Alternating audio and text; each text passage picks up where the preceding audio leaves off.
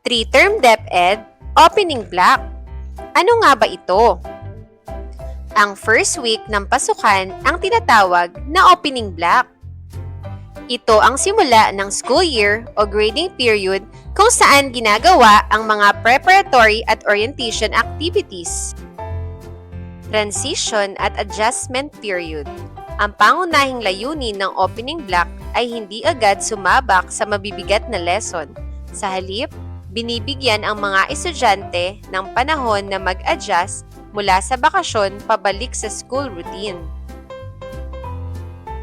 Psychosocial support at well-being. Bahagi ng linggong ito ang mga aktibidad na tumutulong sa mental at emotional health ng mga mag-aaral. Orientation sa school rules at pag-uugali. Dito, itinuturo ang mga patakaran sa loob ng silid-aralan at ng buong paaralan. Kasama rito ang classroom rules at grading system, mga pulisiya ng paaralan at iba pa.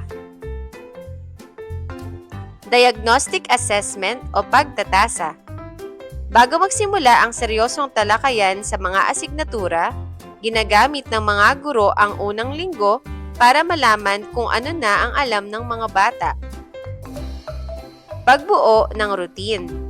Tinutulungan ng mga guro ang mga mag-aaral na masanay sa kanilang daily schedule, tamang oras ng pagpasok at pagsunod sa mga panuto para maging maayos ang daloy ng buong school year. Sa madaling salita, ang opening block ay parang welcome at conditioning week. Sinisiguro ng DepEd na handa ang isip, emosyon at katawan ng mga bata bago ibuhos ang mga leksyon para hindi sila mabigla o ma-stress sa pag-aaral.